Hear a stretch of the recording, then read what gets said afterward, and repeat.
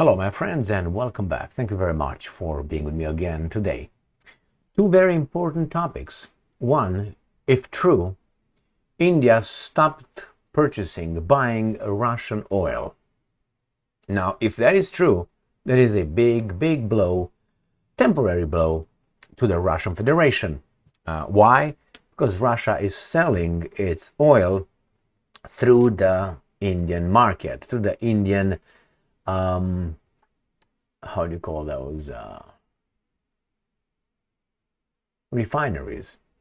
So the Russians sell the oil, the Indians are buying it, the refineries take it from crude into whatever they want to sell it on the market as Indian oil.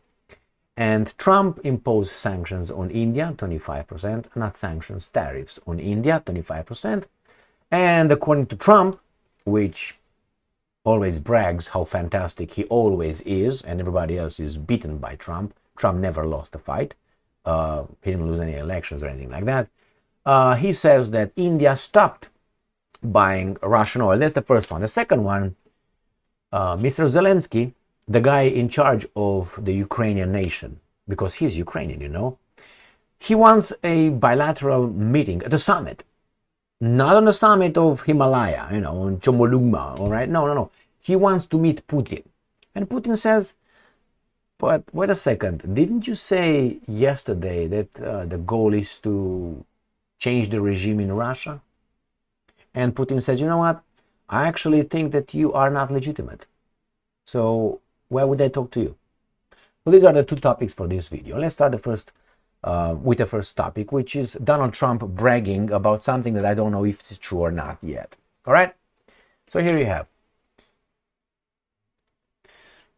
This comes from New Voice of Ukraine.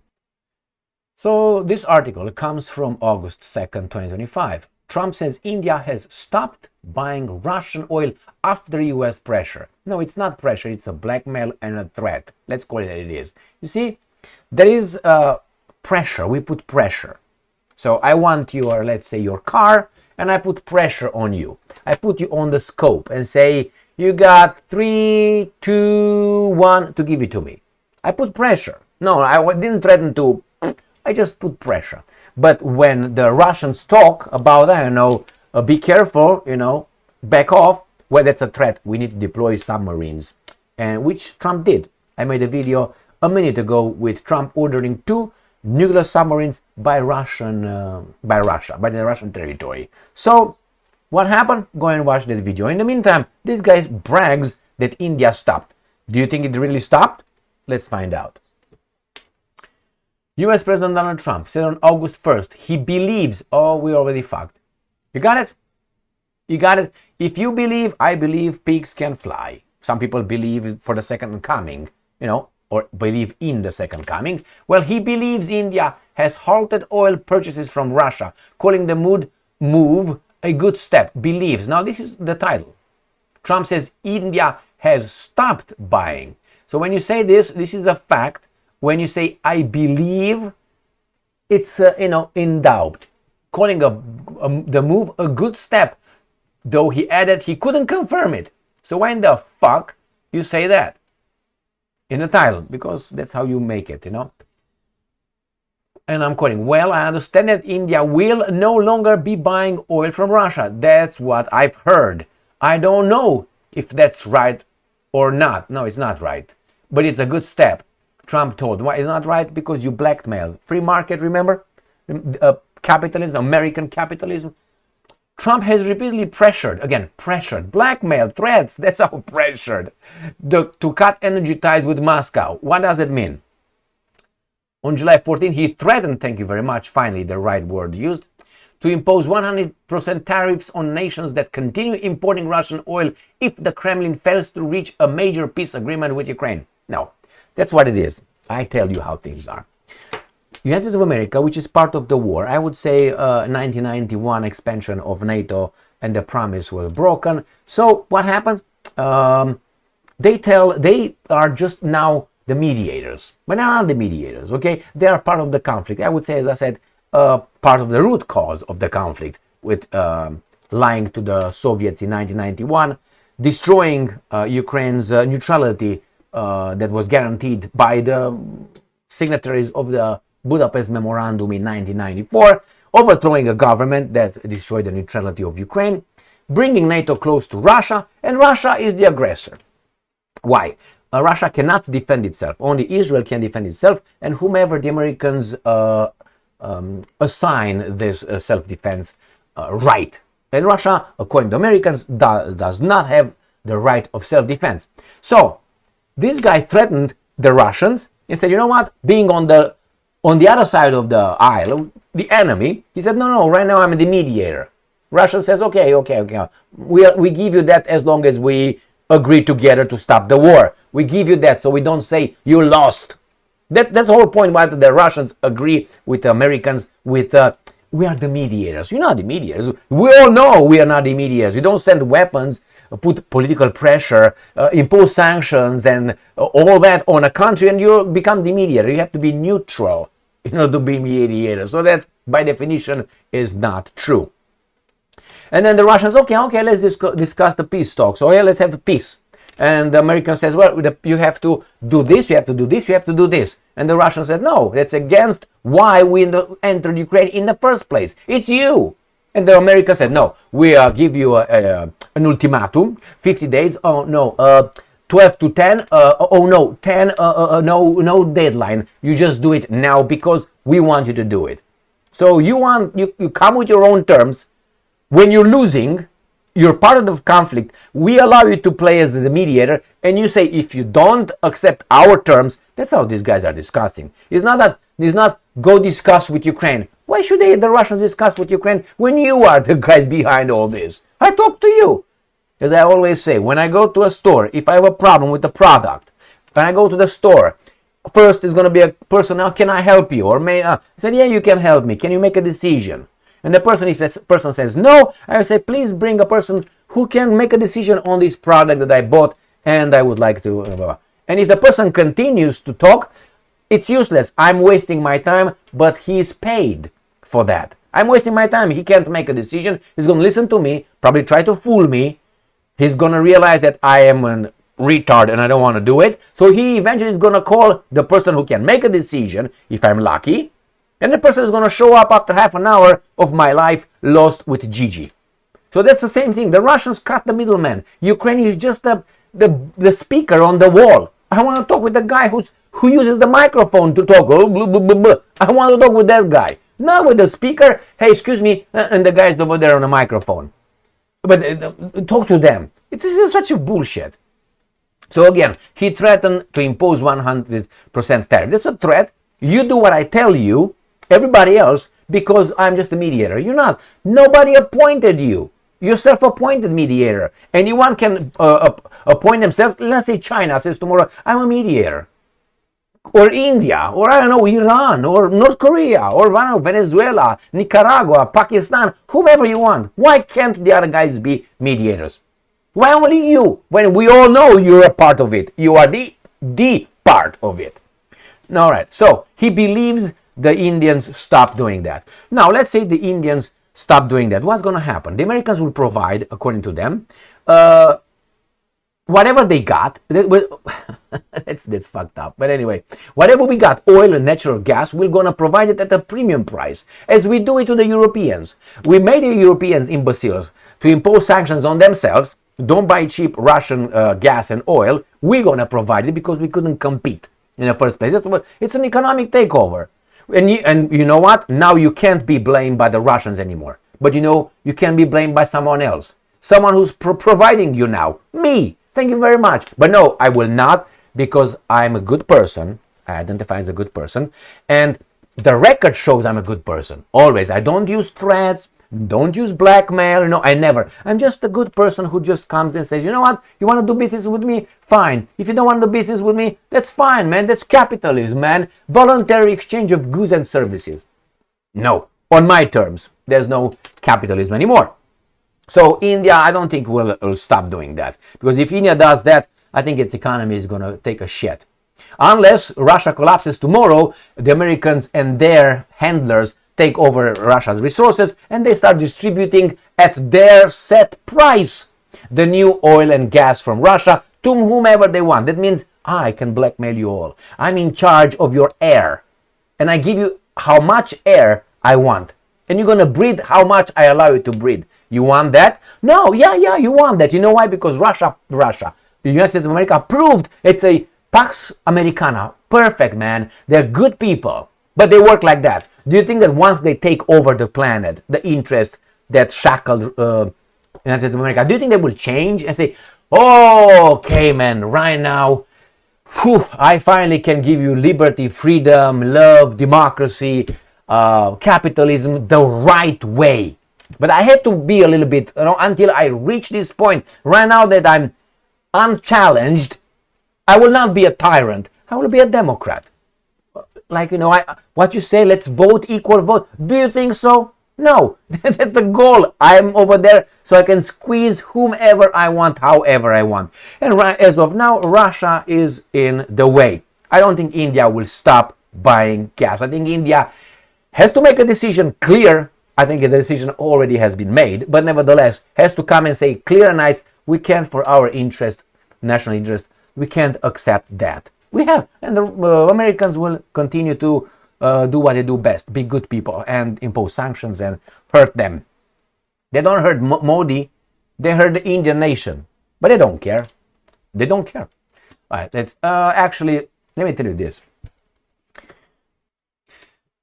Do you know that, have you heard that song, I think is by the Beatles? I heard the Marilyn Manson version more than the Beatles. Working Class Hero. And there's a line in the song where they say that they tell you there's still room at the top still, but first you have to smile as you kill. Something like that. And that's exactly what's going on here. I reached this conclusion that in order to be a leader nowadays, and I think always been like this, you have to be capable of committing huge crimes. Be able to say, yes, I will destroy that nation. Yes, I will destroy that. Yeah, yes, do it. And then you find justifications for that being pious. It's in the name of the good. And you twist however you want the thing. So I think that's exactly what's going on over here. This guy's in charge of the United States of America, and I'm not talking about Trump, but Trump is the willing, leader. These guys don't really care. They're going to take care of things little by little. So let's see how Zelensky wants to meet Putin, right? And why? After yesterday actually Zelensky said, I want regime change in Russia. Now he says he wants to meet the regime. New voice of Ukraine. Zelensky calls for leader-level talks with Russia. He just wants to legitimize his position. That's what he wants. If he's going to show up with Putin, he's going to be an asshole, I guarantee you that. And he's going to act like a real, what he is, with a lot of chutzpah, to give you a hint. And then he's going to just leave the discussion. Is going to be unacceptable. All right, this is going to be a public relation stunt for this guy. And why do I think that's the way it is? Could be, I would say most likely. Putin is not his friend. Putin is his enemy, right? Invaded his country, his people, the Ukrainian people, because he's Ukrainian. How did he behave with the guy who actually supports or uses him? The guy who I will dare to say, is in charge of him. Did you see how he behaved at the White House in the Oval Office? Did you see that? I know the media, their media, portrayed as he was ganged on by Vance and by Trump. I don't think it was that way. I think he was very, very much a thug. I'm talking about Zelensky. So if you behave like that with your friend, your boss, how do you think he's going to behave with Putin? He's going to spew whatever he wants, and I guarantee you he's going to just leave like, I'm not talking to you anymore, I'm leaving. Take my toys and go home. That's what he's going to do. So now he says, I want to meet him. It's just a stunt. We have heard the statements coming out of Russia, Zelensky stated. If these are signals of a genuine willingness to end the war with dignity and establish a truly lasting peace, and not merely an attempt to buy more time for war or delay sanctions, then Ukraine once again reaffirms its readiness to meet at the level of leaders at any time. Zelensky, You know very well that the war started because Ukraine did not started, restarted, ignited, partly because a country did not implement the Minsk agreements. And the guarantors, the two countries that guaranteed that particular country, which incidentally is Ukraine, which is France and Germany, the guarantors, they did not look after making sure that Ukraine implements the Minsk agreements. 2015, not 2014, 2015. So 2015, 2016, 17, 18, 19, 20, 21. So you had 6 years and you didn't do it. And now you tell me you're going to do something, and the Russians entered. For what? For 4 major reasons. Do you think the Russians will forget about that? No, they said, we will do it. This is it. We entered. You had 6 years. What happened? You thought you were going to destroy us. It didn't work that way. So now he wants a meeting. Let's see what Putin says about that. Russia Today. Putin questions legality of Ukrainian government. Vladimir Zelensky's rule is unconstitutional, according to the Russian interpretation of the Ukrainian constitution. Now, it doesn't mean that if it's Ukrainian, you can't interpret it. It doesn't mean that if the Bible, all right, was written by some guys, I don't know, a guy from Bangladesh cannot interpret it. You know what I mean? He can interpret it thanks to Martin Luther, who was also a guy who did not like a certain group. Go and read his, the book 10, I think, 10 or 12 of his, I can't remember the writings. I think like 12 books, I think, and he said on the usury and all that. Anyway, so without those guys, we'd have still listened to the priest or with the pastor or whatever telling us what we need to listen and to understand out of that book. But with those guys, says, no, I can read it. My connection could be direct with God, not through you. So you can do whatever you want. So yeah, thank you very much, Martin Luther. I love you.